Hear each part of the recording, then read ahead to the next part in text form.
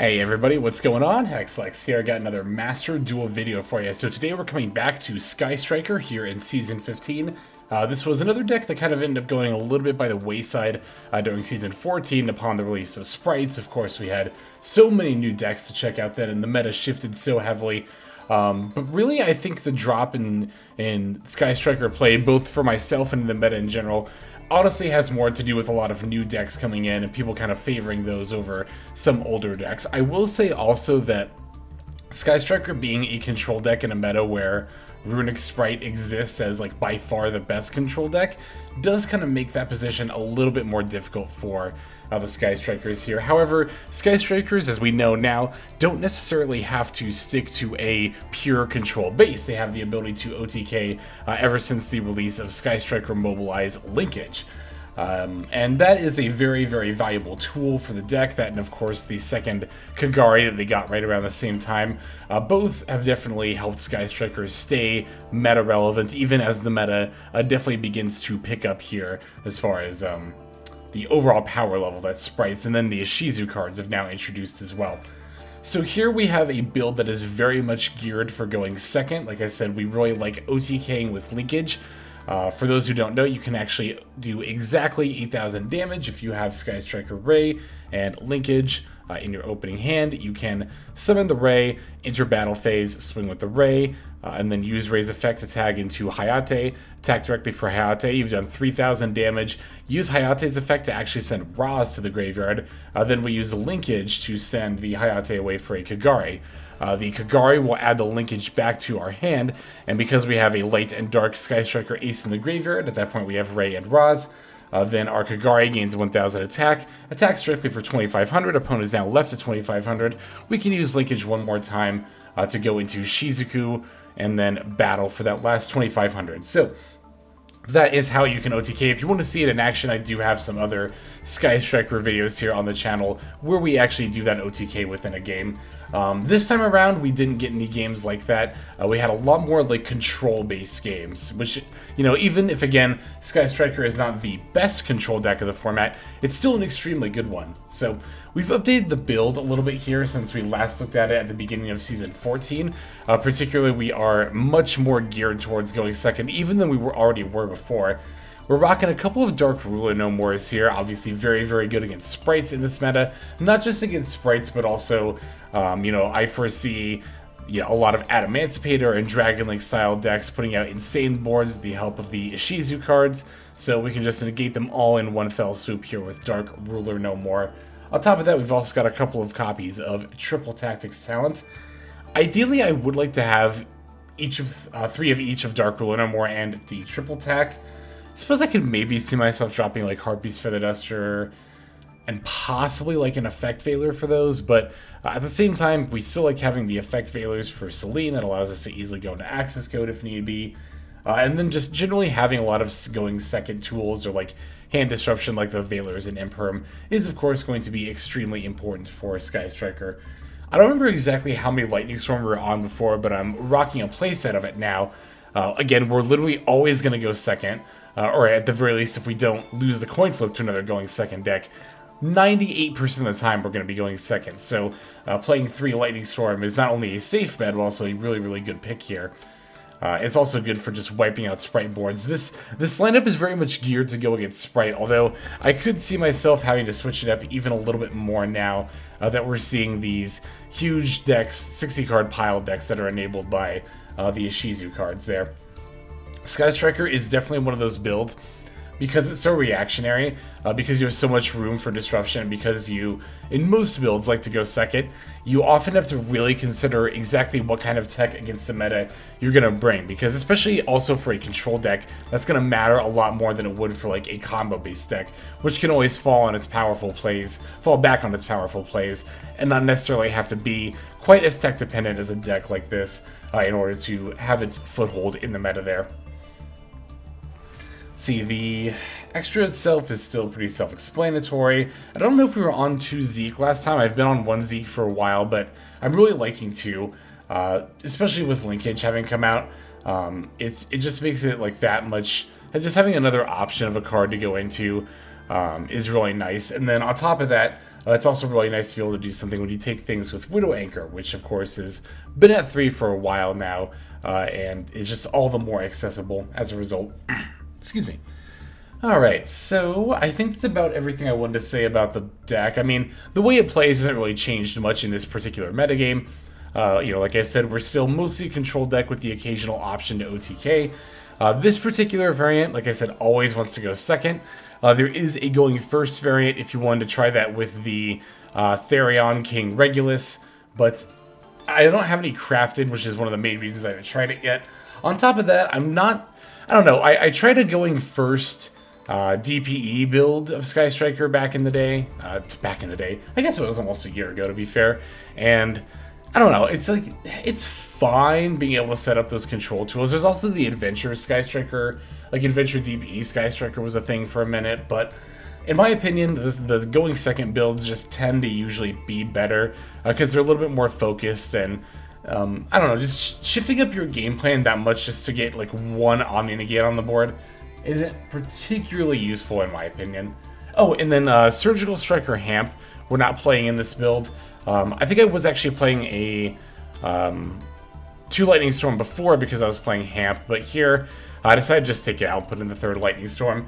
Having a searchable Kaiju isn't bad, don't get me wrong, but it's not something I'm like trying to necessarily go out of my way to play. Okay, so that is going to do it for the deck. Now let's go ahead and break the list down card by card before we take a look at some gameplay here. So this build is on 3 Effect Veiler, 3 Maxx, 3 Ash Blossom and Joyous Spring, 3 Sky Striker Ace Raye, 1 Sky Striker Ace Roze, 1 Nibiru the Primal Being, 1 Harpie's Feather Duster, 1 Reinforcement of the Army, 2 Sky Striker Mobilize Engage, 1 Sky Striker Maneuver Afterburner, 2 Dark Ruler No More, 3 Lightning Storm, 2 Triple Tactics Talents, 1 Sky Striker Mecha Modules, 2 Call by the Grave, 1 Sky Striker Mecha Hornet Drones, 3 Sky Striker Mecha Widow Anchor, 1 Sky Striker Mecha Shark Cannon, 3 Sky Striker Mobilize Linkage, and then 3 Infinite Impermanence. It's going to round out the main deck there. For the extra deck, we're on 2 Sky Striker Ace Kagari, 3 Sky Striker Ace Shizuku, 3 Sky Striker Ace Hayate, 1 Sky Striker Ace Kaina. We're on 2 Sky Striker Ace Zeke, 1 Dharc the Dark Charmer Gloomy, 1 Knightmare Unicorn, 1 Selene Queen of the Master Magicians, and then finally 1 Accesscode Talker. And that'll do it for the list. Now let's take a look at some gameplay here. Alright, so for our first duel here, we're going to be playing against Pure Sprite. This is the Baron Diva build with some interesting text like Cyber Sign as well. Of course, we're going to be going second here, as this deck always wants to do. Opening up to a phenomenal opening hand here. Yeah, the double engage, like, you know, ideally you would want more disruption for a going second control deck, but the sheer amount of gas this hand has, this might be one of the most, like, explosive hands, and I say quote-unquote explosive, but this hand has a lot of action in it. The Raye, double engage, and multi-roll. I'm going to use Ash Blossom on my opponent's Gigantic Sprite, but they've got a Call by the Grave, so looks like they're going to end on their full board. But honestly, we have enough here that I think I can pretty easily pick it apart piece by piece. It will kind of depend, too, on if the opponent manages to end on a Sprite carrot or not, or if they'll bother going out of their way in order to do so. Most of the time, Sprite players tend not to, I mean, myself included, when I was playing Pure Sprite, or when I've been playing Pure Sprite. I guess when I was testing extensively for the MCSs, yeah, I would often default to going into red if I didn't know what my opponent was playing against, which I think is generally advisable. It's more common to run against like monster-based decks than spell trap-based decks, but here in this case, we're of course extremely glad that our opponent did not end on carrot, and I think Widow Anchor might have been like one of the then next best cards to then draw into. That's actually insane that we managed to draw that here. So opponent's going to start by activating the Sprite Elf effect. I'm not chaining the Widow Anchor here. As always, with decks that have a lot of disruption and like cards that respond to our opponent doing stuff, you have to be really mindful of when to use this disruption. I don't really care if my opponent uses Sprite Elf to get back Jet and then search like a starter or something. That's fine, whatever. I'm more concerned about the IP Masquerena potentially bouncing back like Raye or something, or I guess even if it does target Raye, I can activate Raye's effect, chain, and then go for the Sky Striker Link. But I'm also concerned about the red a little bit as well. my opponent could end up in a situation where they still have the red and elf on board as they're going into Knightmare Unicorn, and that would stop my plays altogether. So, gonna see if I can do a little bit more of like baiting my opponent's stuff out here. And on top of that, like I said, I've got the Widow Anchor, so we can just use that on red or IP if need be. Opponent is throwing out the Ash Blossom, forgetting that they actually call by mine on their last turn, so they don't get to stop the engage. That's yet another reason why this hand was so good. In turn, by using call by on my Ash Blossom, they made my hand just that much better. As Ash Blossom, you know, is the best card to have against stuff like Mobilize, Engage.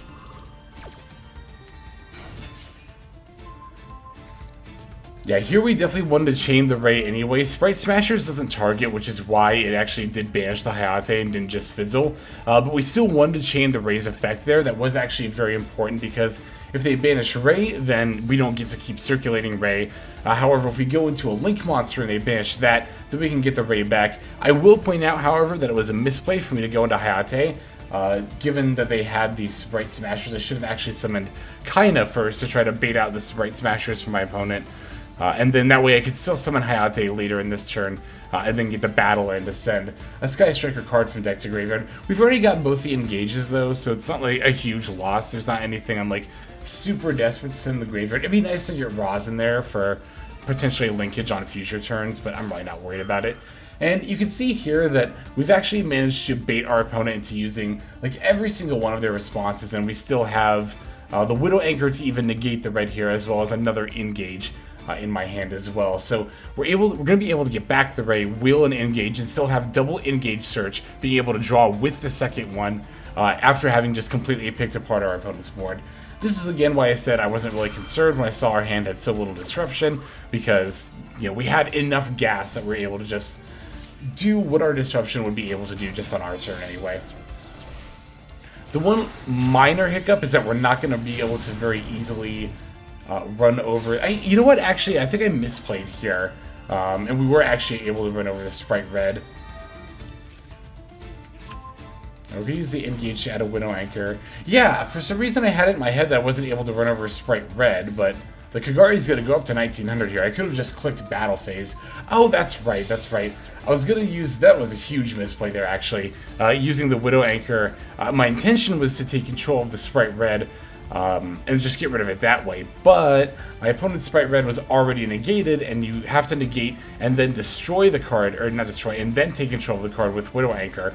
You can't Widow Anchor a monster that's already been negated, and therefore you won't be able to take control of it, so that's why I missed out on my Kagari there. So here, I go into Shizuku, just to get my end phase search, but again, I could have easily battled over the red here. I really should have done that. So, like as you can see, I did misplay a couple of times during that turn, and I was going to call them minor misplays, but to be fair, leaving a level 2 monster on the Sprite opponent's board is far from a minor misplay. That is actually a relatively major one. That said, at the same time, like, it's kind of one of those cases where my hand was actually so good that it didn't really matter, because we haven't even, that's right, we haven't even done Multirole yet. We're going to get to set back the Widow Anchor, as well as an Engage, I think an Afterburners too. Yeah, we'll just set all that up, and we have an Infinite Impermanence faced out as well, so we have 2 monster negates going into our opponent's turn, and then we can even... Oh no, we can't actually, because we only have 2 spells in grave, and neither of the other ones are quick play spells, so not able to actually set up a steal with the Widow Anchor this turn, but still we have 2 monster negates. But again, to be fair, my opponent should have had, not only should my opponent's Sprite Red be gone, I should actually have yet another Widow Anchor set up here, probably just instead of the Afterburners. So, again, misplays on my part, but it happens, it's no big deal. Opponent does have their, excuse me, blah. Opponent does have their Sprite starter. I'm not concerned at all about this Jet, because I know they've already used their Smashers, they've already activated starters, so they're just going to add another starter they can't use this turn. And then yeah, from there they only play as Gigantic Sprite, and then I can just negate that. They're already aware of that, they know I have the Widow Anchor set, and even if I didn't have that, or if they had another follow-up play, I've still got the Infinite Impermanence as well. So they're just going to concede and then hand over the game to us, which is definitely what we like to see. Alright, let's go and take a look at that next duel here. Alright, so for this one, we're going to be up against a good old-fashioned stun deck. This is just Fossil Dyna's Banisher of the Radiances, Thunder Kings. It's also got a couple of particularly nasty floodgates against my deck, Sky Striker in particular, in the forms of Anti-Spell Fragrance and There Can Only Be One. Oh, and it's got the Necro Valleys as well. That actually does matter for this deck. We can't do like Kagari to get something back, or Raye's effect, really. And during my draw phase, my opponent's just going to flip up these floodgates. So this is yet another game. I've definitely been trying to go out of my way lately to just kind of like, I don't know. For some reason, it's not even that I have a desire to disprove people who say you can't do anything against floodgates. Well, no, it is definitely a desire to disprove them.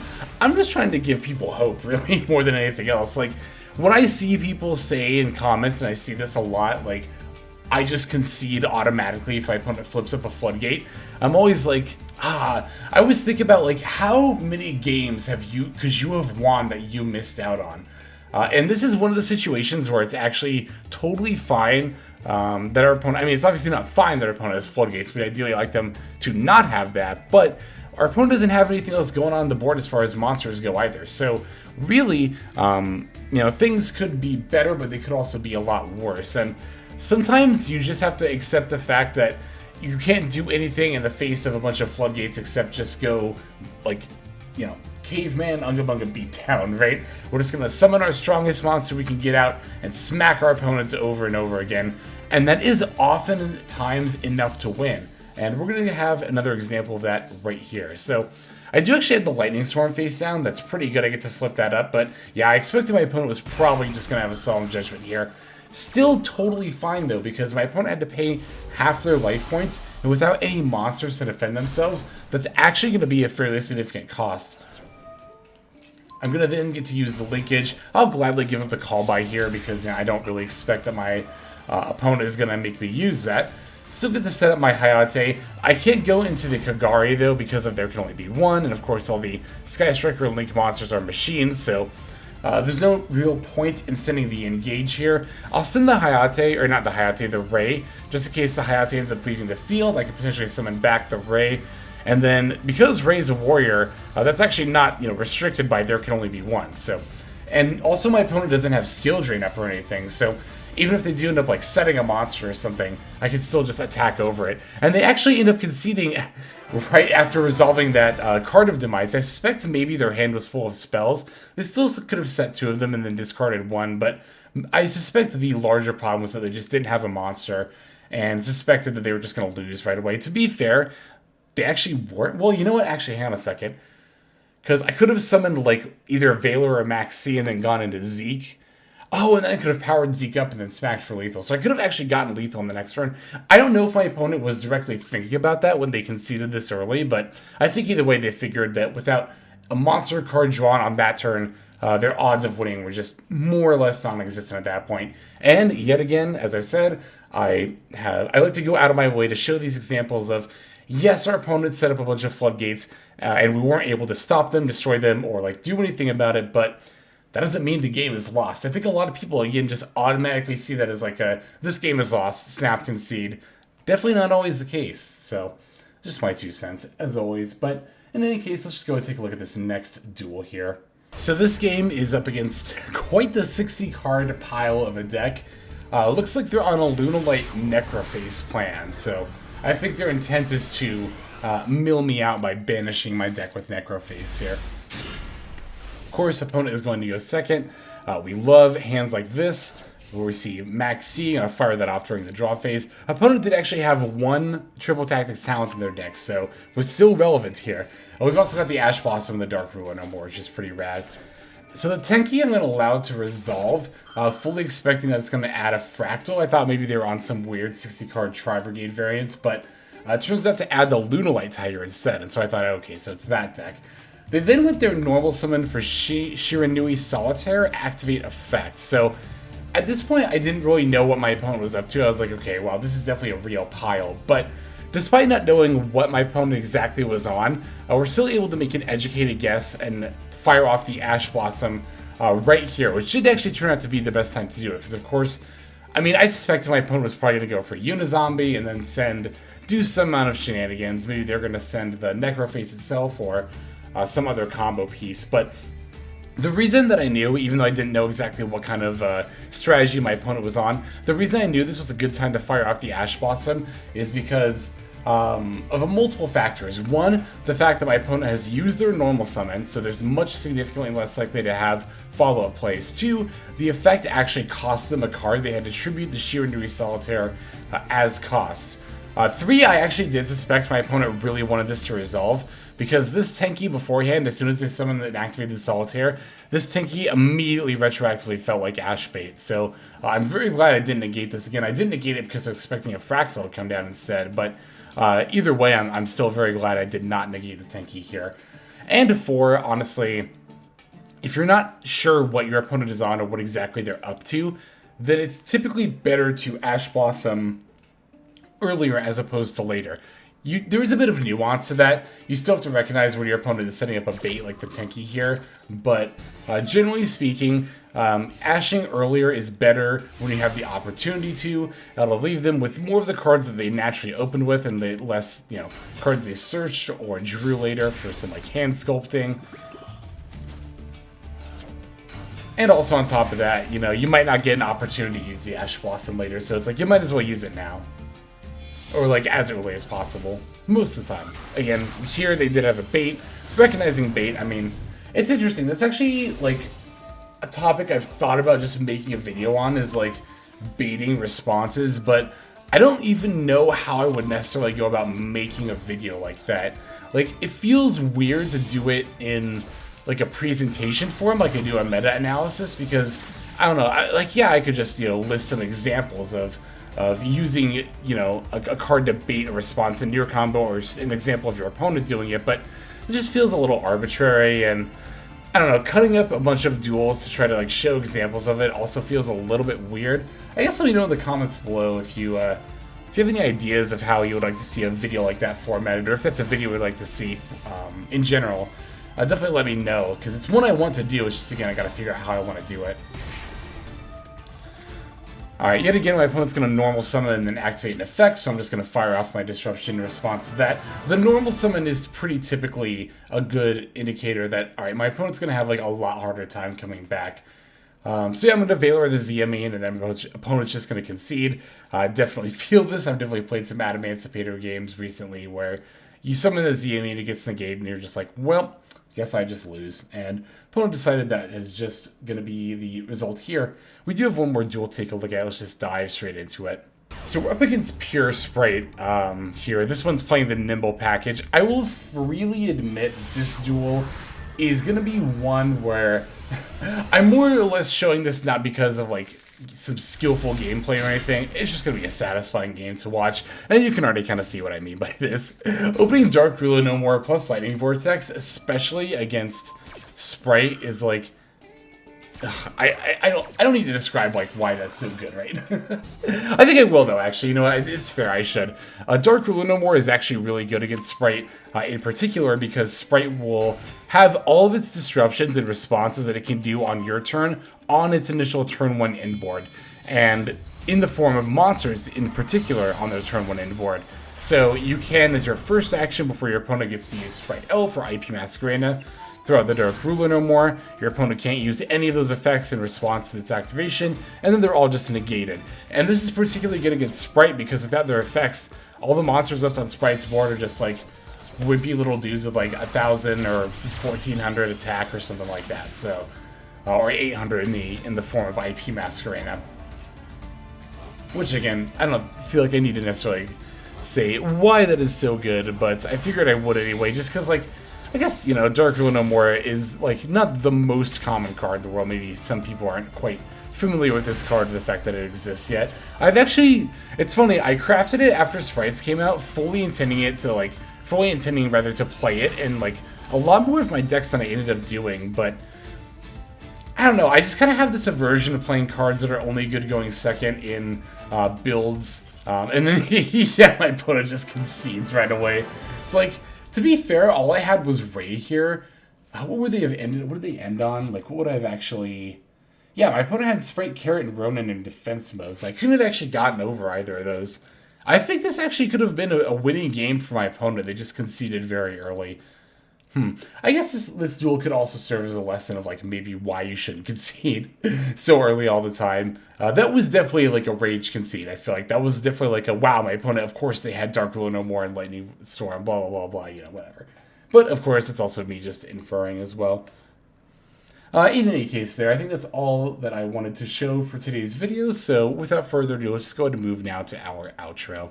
Alright everybody, thank you so much for watching all the way to the very end of the video like this. That means a whole lot to me. Not just personally, but it's also a great way of supporting the channel as well. If you're interested in supporting the channel in other means, you can of course feel free to comment and or subscribe right here on YouTube.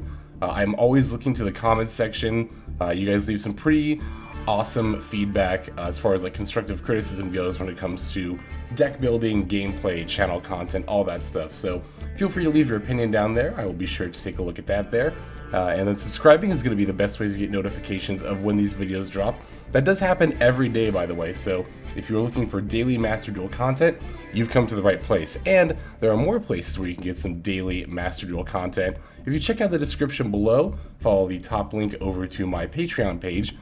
There for just $5 a month, which is as much as you pay for a booster pack. You'll find a lot more value than a pack full of filler over there. We've got some previews for content upcoming here on the channel. We've got some exclusive games that are only posted over on Patreon over there. We've got some Q&As, and then you can also have your name featured in this lovely credit sequence where I thank all of the people who are helping contribute over there on Patreon. It's a huge support to the channel, and it really means a lot as well. So thank you everyone who is donating that is featured here on screen. And again, you know, it's not just a pure donation, you do get some more daily Master Duel content over there just for being a part of the Patreon. But I think that's about all the time that I have for today's video. Once again, I just want to thank you so very much for sticking all the way to the end of the video. Again, it just means a lot as I do put a decent amount of work into getting these videos out every single day. But that's about all the time that I've got for now. So without further ado, this is X-Lex. I'm signing out, and I hope you have a fantastic day.